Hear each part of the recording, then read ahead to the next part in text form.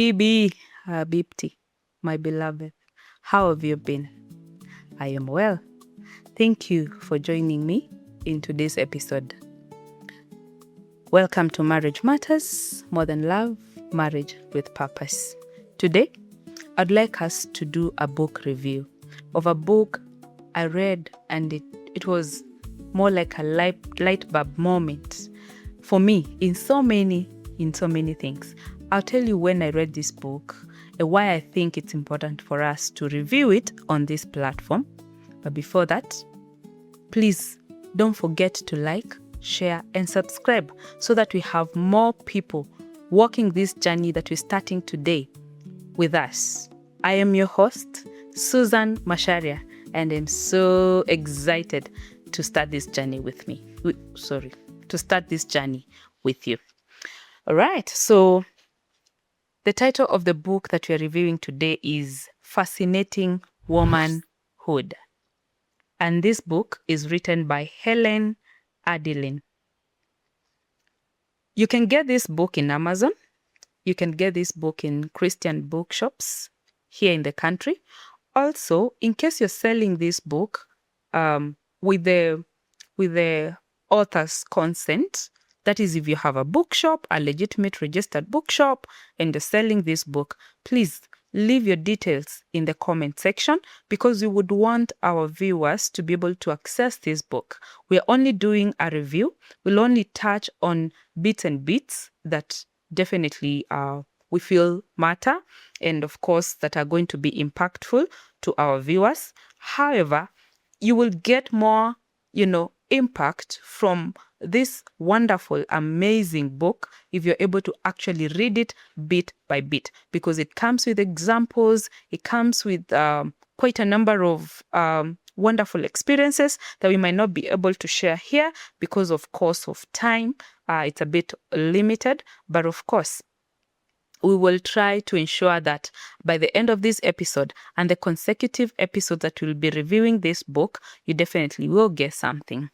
All right. So why do we feel that it's important for us to go through Fascinating Womanhood and review the book? It's because this book will really strengthen marriages. It does restore struggling relationships. It builds confidence and emotional connection between spouses. And also, it will help you with personal growth. Who is this book for? This book is for every woman that is married or any woman that is getting ready to get married. I actually got to read this book when I was in my final year. That's in 2014 in campus. A friend shared with me a hard copy, which, funny enough, I can't trace today. But I went through it and it was quite edifying and insightful at that point because I didn't know much about marriage, but of course I was aspiring to one day be called a wife. So as we continue reviewing this book, then you'll understand why I'm saying it was quite insightful. Something else I would like to highlight before we get deeper is the secrets that we will learn from this book are more old-fashioned. They're quite old school and they can be really debated according to the modern way of doing life and doing marriage. So we are not selling these ideas to you. We're just looking into the mind of the author. And maybe from what the author has written, we can pick something. We can collect something that we can run with. Again, also, it's important to mention that it is not pegged on a particular faith. This is just ancient truths that have worked since time immemorial. Ancient truths. That just reminds me of that hymn, ancient words ever true, changing me and changing you.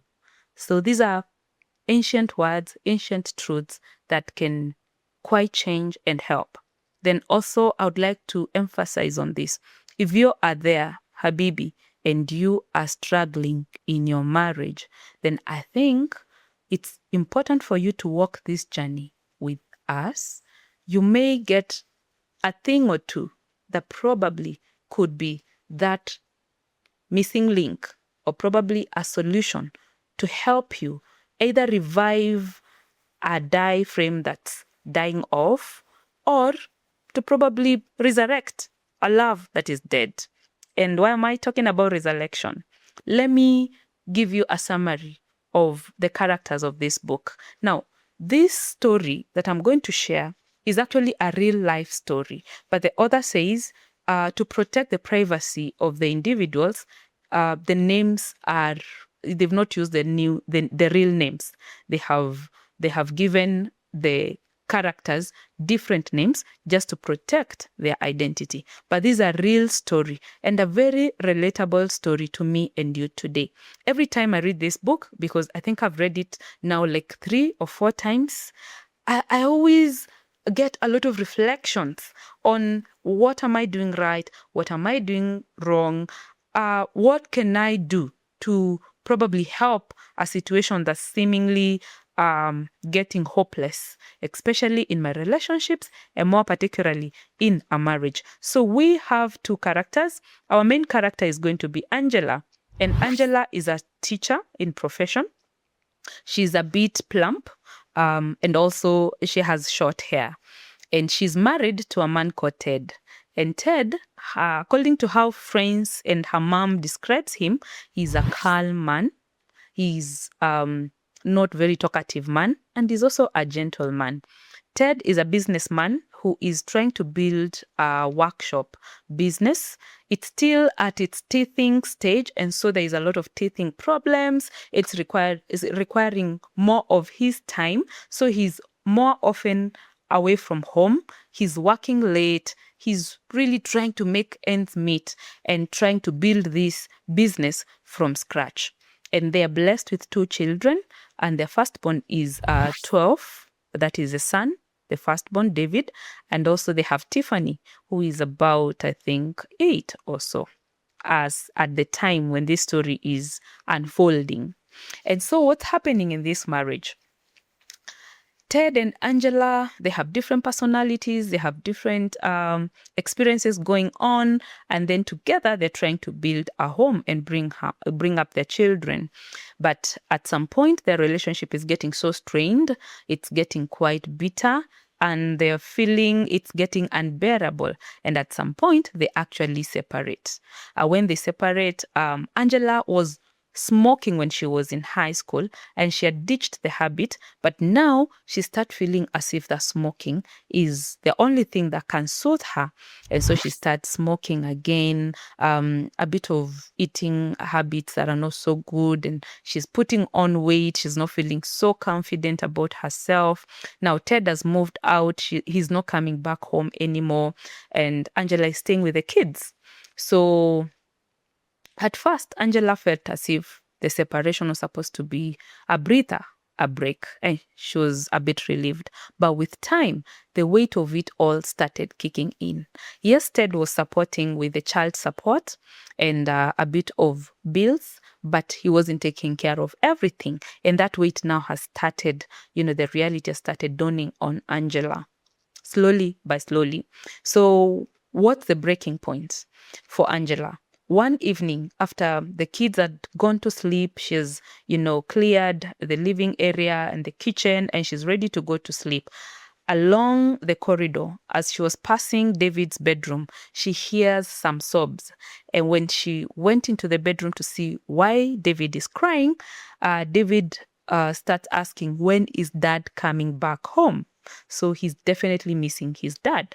So this weight is not only, getting overwhelming for Angela. It has already started now dawning on the children that dad is not coming home every day as usual, and things are not business as usual, and it is not well. And they're missing their dad. They're missing the connection with their dad.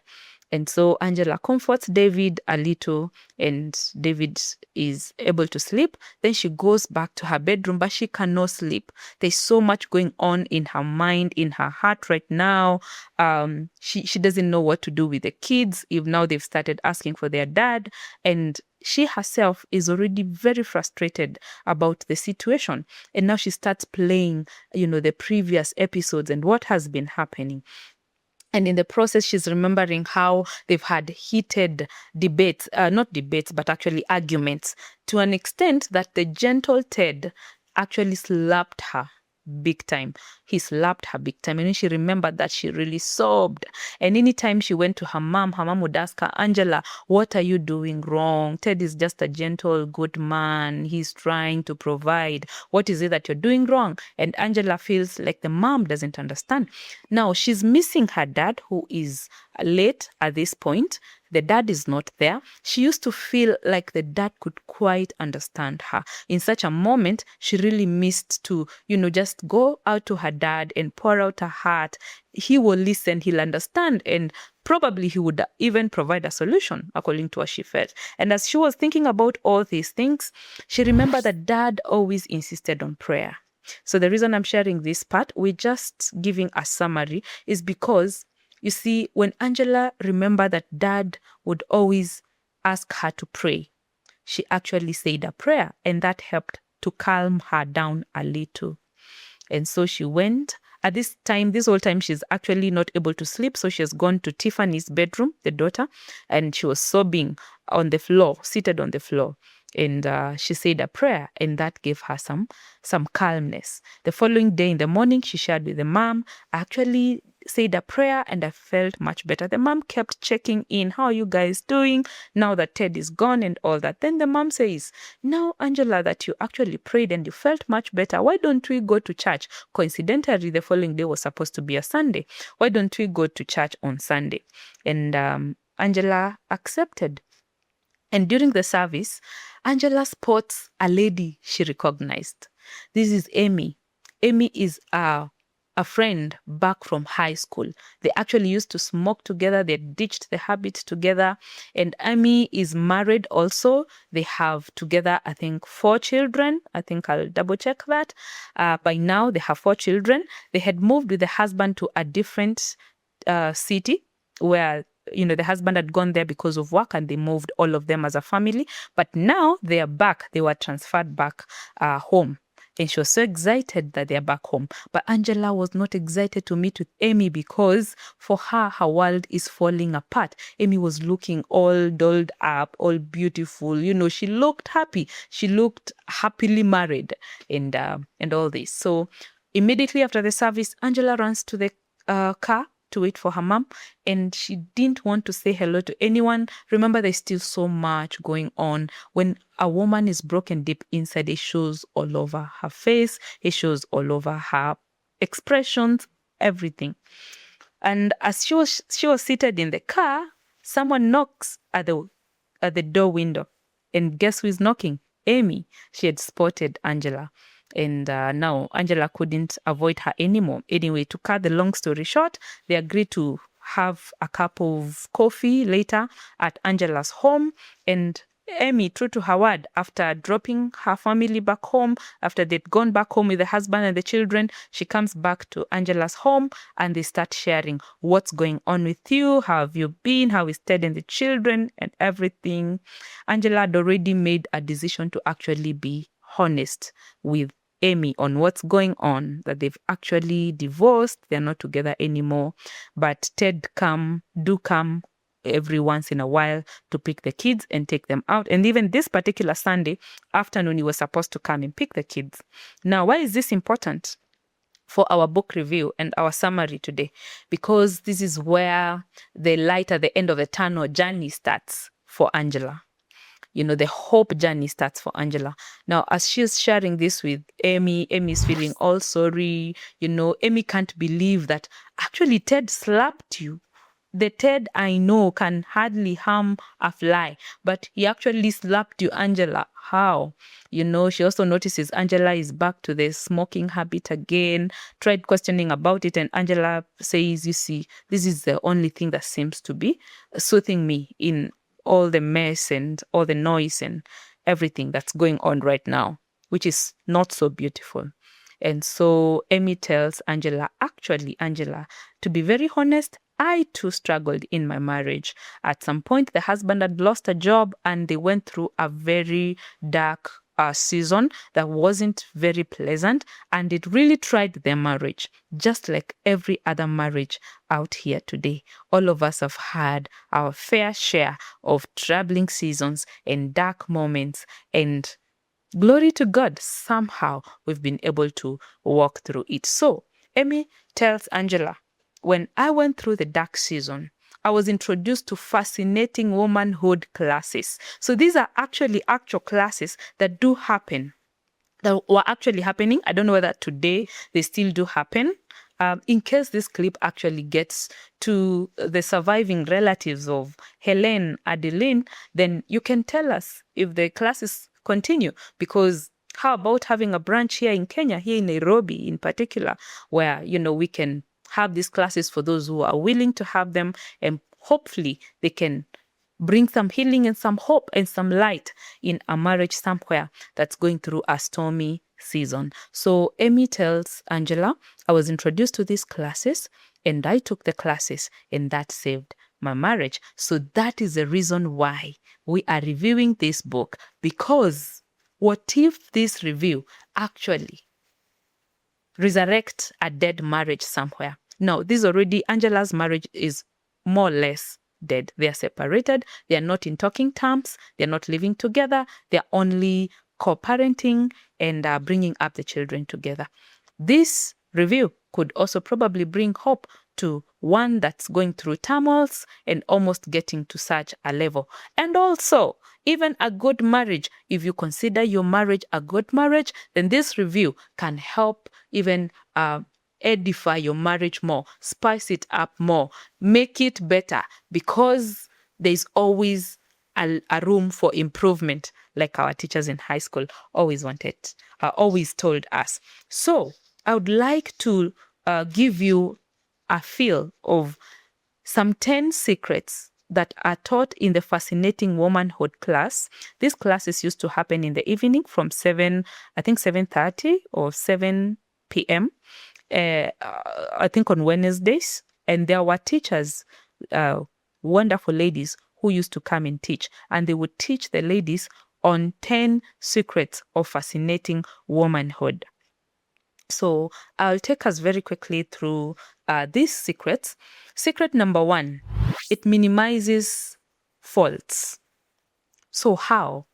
Please stick around in the rest of the episodes that we are going to shoot, so that you understand what is that secret, how do you apply it, and why is it powerful? Why does the author think that it can actually make your marriage better or save your drowning marriage? Secret number 2, builds your spouse is confident. Now, this is a class for women, all right? This is a class for women. So it builds your husband's confidence. Which is that secret? Stick around and find out. Secret number 3 will offer comfort and support. Secret number 4, it will build trust in provision, especially for the man. Secret number 5, it will develop serenity and confidence in the home. Secret number 6, it will bring value to motherhood and home, being a homemaker. And secret number 7, care for health and appearances. That is for us, the Habibis, the Habibtis, our appearance, our health, our well-being, both physically, emotionally, spiritually, psychologically, and even in terms of our careers, how we're building ourselves, how we are getting better every day, minding ourselves as well. Then secret number 8, feminine charm. All right, how to use that Delilah's charm. Secret number 9, express needs wisely.